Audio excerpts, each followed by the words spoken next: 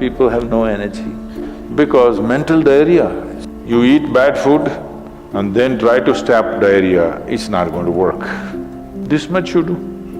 Tonight before you go to bed, keep it down and go to bed. In a little while, if you simply sit here, things around you will reverberate.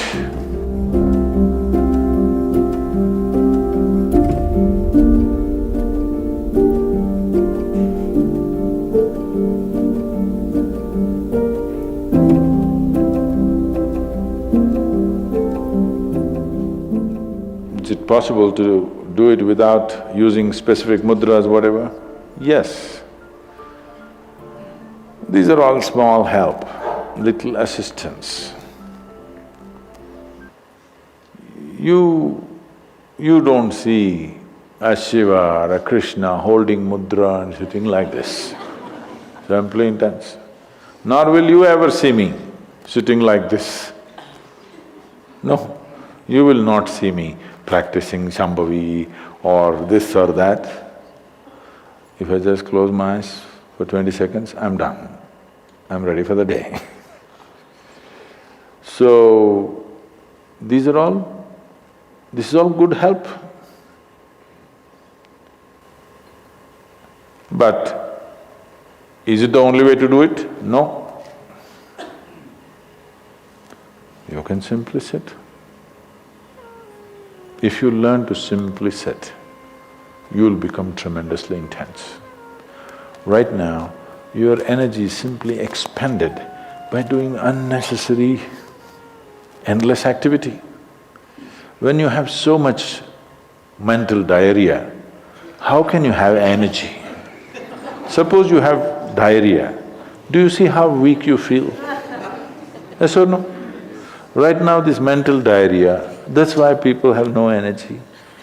They want to just eat and sleep all the time because mental diarrhea is very exhausting. If you have physical diarrhea, you know how exhausting it is. Yes? This is also equally exhausting. People are sleeping 8 hours, 10 hours a day, not because they're working so much or their body is in such a bad state, it's just mental diarrhea. If you stop the mental diarrhea, there's enough energy to make this very, very intense. Now how do I stop mental diarrhea? If you have diarrhea, physical diarrhea, what is the first thing to do? Huh? What?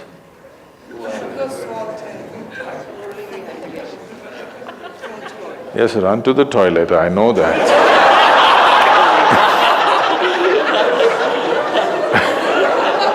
I'm saying as a corrective measure, what's the first thing you do?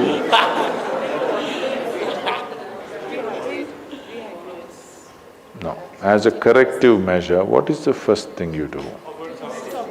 First thing is stop eating, right? Yes or no? But diarrhea means in some way we've eaten something that the body doesn't want. It's trying to throw it out. Yes?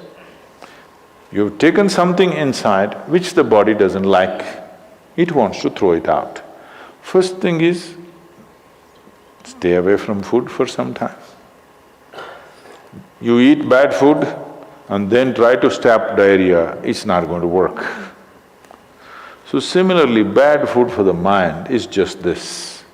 You have gotten identified with things that you are not. The moment you get identified with things that you are not, mental diarrhea is inevitable. It's bad food for the mind.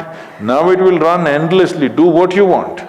You do any damn meditation, you say Shiva, Rama, it's not going to stop. It's not stopped, isn't it? Because bad food is being eaten every day, you're getting identified with more and more things and you want to stop your mind, you do whatever kind of circus, it is not going to stop. If you disidentify with everything, if you understand what is you and what is not you, If you keep a little distance from that, mind will become still. If you want, you can use it, otherwise you can keep it. Now my hand is there, if I want I can move it, otherwise I can keep it. This is a useful hand. Suppose it starts jumping like this. You clearly know there is some kind of an ailment, isn't it? Yes or no? So if hand is jumping, you know it's an ailment. If mind is jumping, is it an ailment or no? The ailment has come because continuous wrong diet. You tell your mind that I am this, I am this, I am that, I am that.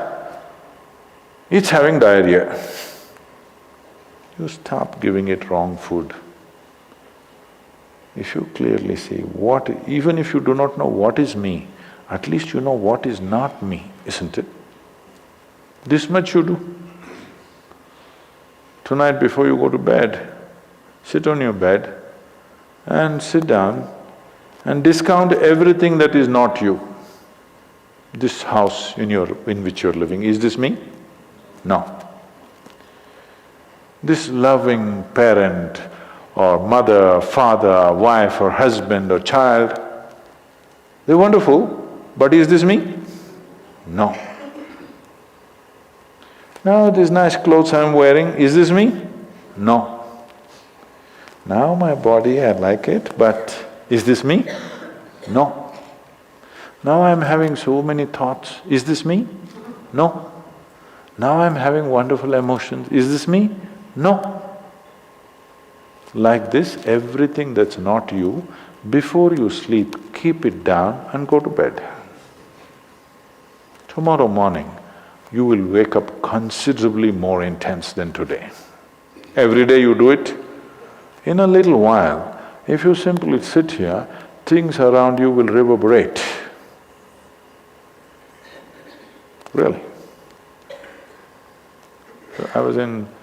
a few years ago, couple of years ago, I was in America and this is a very typically American question. This lady comes up to me and she's very angry. I've been doing this yoga for last 35 years, nothing happened. But you went and just sat on a rock and things happened to you. This is not fair. Where is the damn rock?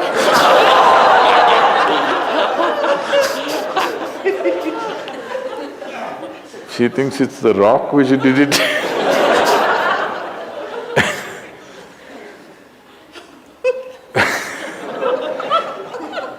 The only sadhana that I did in my life is, right from my very early age,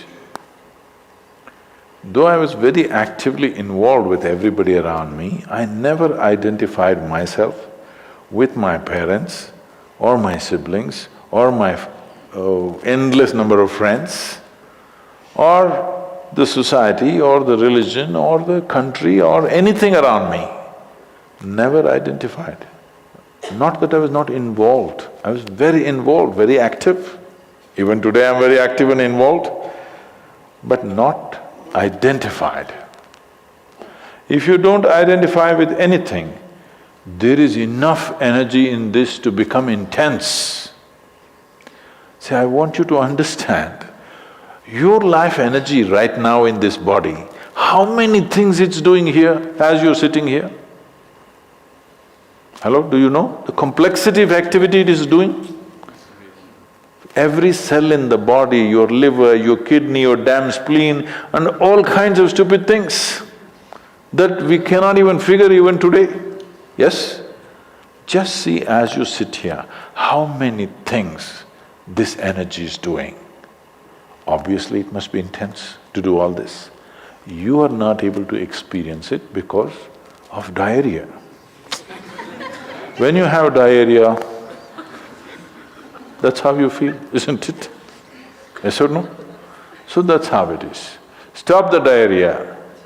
Stop eating bad food, diarrhea will stop. Once diarrhea stops, there's enough energy in this to sit here and reverberate in a very intense way.